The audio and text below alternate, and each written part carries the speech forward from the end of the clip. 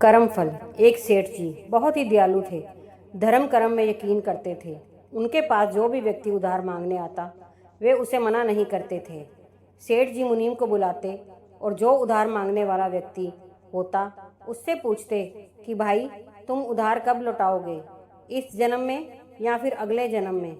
जो लोग ईमानदार होते वो कहते सेठ जी हम तो इसी जन्म में आपका कर्जा चुकता कर देंगे।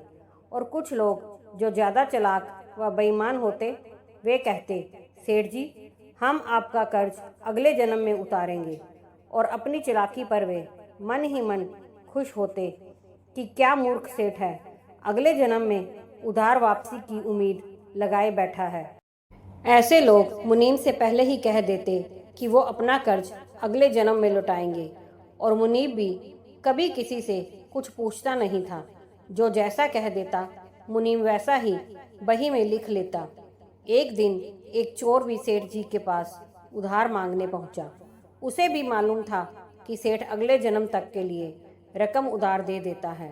हालांकि उसका मकसद उधार लेने से अधिक सेठ की तिजोरी को देखना था।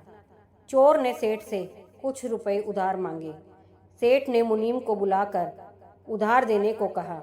मुनीम ने चोर से पूछा, भाई इस जन्म में लौटाओगे या अगले जन्म में?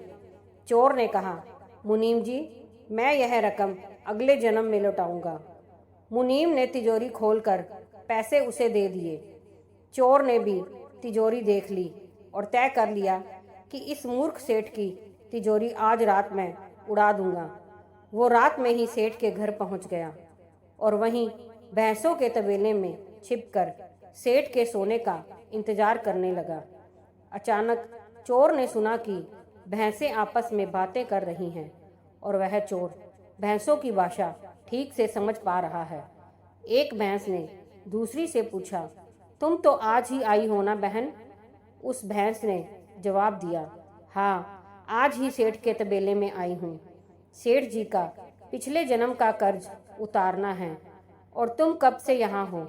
उस भैंस ने पलट कर पूछा तो पहले वाली भैंस ने बताया, मुझे तो 3 साल हो गए हैं बहन। मैंने सेठ जी से कर्ज लिया था, यह कहकर कि अगले जन्म में लौटाऊंगी। सेठ से उधार लेने के बाद जब मेरी मृत्यु हो गई तो मैं भैंस बन गई और सेठ के तबेले में चली आई। अब दूध देकर उसका कर्ज उतार रही हूँ। जब तक कर्ज की रकम पूरी नहीं हो जाती तब तक यहीं रहना होगा। चोर ने जब उन भैंसों की बातें सुनी तो होश उड़ गए और वहां बंधी भैंसों की ओर देखने लगा। वो समझ गया कि उधार चुकाना ही पड़ता है, चाहे इस जन्म में या फिर अगले जन्म में उसे चुकाना ही होगा। वह उल्टे पांव सेठ के घर की ओर भागा और जो कर्ज उसने लिया था उसे फटाफट मुनीम को लौटाकर रजिस्टर से अपना नाम कटवा लिया।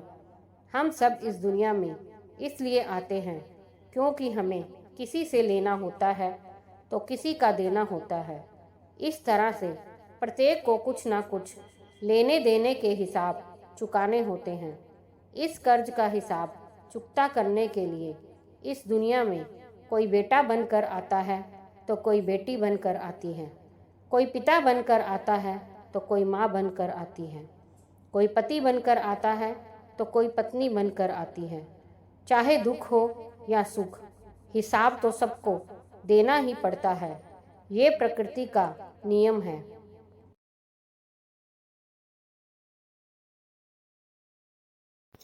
दोस्तों, अगर कहानी पसंद आई हो तो लाइक, सब्सक्राइब, शेयर ज़रूर कीजिए।